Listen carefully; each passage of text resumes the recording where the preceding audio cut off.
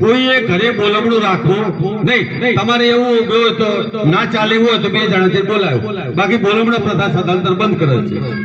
રોકડમાં વ્યવહાર કરવો એટલે કે 2 જણ જ્યાં હોય તો તમે કોઈ ઓઢમણું લઈ જવાનું નથી. તમારે કોઈ બોલમણી પ્રથા રાખવાની નથી. ધૂળેટીના પ્રસંગે આયડા પ્રથા, ખજૂર પ્રથા સદંતર બંધ કરેલ છે. એના બદલે તમારી દીકરીને 500-1000 રૂપિયા આપવાનું રહેશે, કારણ કે ખજૂર અને આયડા ખાવા લાયક હોતા નથી, બહુ ખરાબ વસ્તુ હોય છે. એટલે મહેરબાની કરી અને દીકરીને તમે જે આપો છો એ બિલકુલ ખાવા લાયક આપતા નથી. એના માટે તમારે દીકરીને આજે આપવાની પ્રથા બંધ કરેલ છે. એના બદલે 500-1000 રૂપિયા તમારે હોળી ધૂળેટી પર દીકરીને આપવાના રહેશે.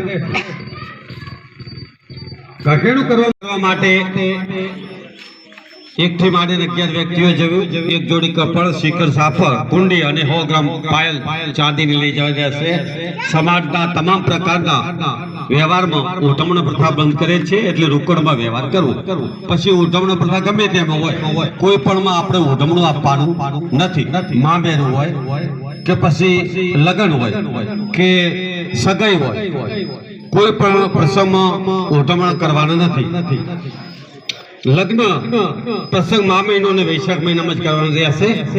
એટલે બને તો શક્ય તો આ 2 મહિનામાં લગ્ન કરો તો સારું. પછી કટલરી પ્રથા, જે બહેનો મુક્તિ એ પણ આપણે કટલરી પ્રથા સગાઈમાં બંધ કરી છે.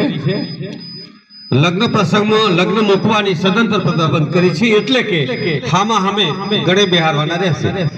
હામે હામે તમારે કોઈ લગ્ન મૂકવું નહીં. ગણે આપણે લગ્ન લખી અને હામે હામે બંને પક્ષે સારું ચોઘડિયું જોઈ અને ગણે બેહાડી દેવાના રહેશે. જાનમાં સનરૂફ વાળી ગાડી જે લઈ જતા એ લઈ જવાની રહેશે નહીં. સાદી ગાડી, સાદી એટલે બીજી ઘણી પ્રકારની ગાડીઓ છે, પણ જે સનરૂફ વાળી એટલે ફોડા વાળી ગાડી લઈ જતા એના ઉપર આપણે પ્રતિબંધ કર્યો છે. એન્ટ્રી પ્રથા બંધ છે. એન્ટ્રી પ્રથા રાતે આપણે એન્ટ્રીઓ કાઢતા ને, એ એન્ટ્રી પ્રથા સદંતર બંધ છે. ડીજે સદંતર બંધ છે. તમારે 3 જિલ્લા 70 તાલુકાની 450 ગામ 4/1/2026 ના રોજ થળી ઓગણ મુકામે જે સભા મળી એના અનુસંધાને જે બંધારણ છે એ બંધારણ આપણે ગામે ગામ પાડવાનું છે. અને આ બંધારણની પુસ્તિકા બધાને મળી ગઈ છે.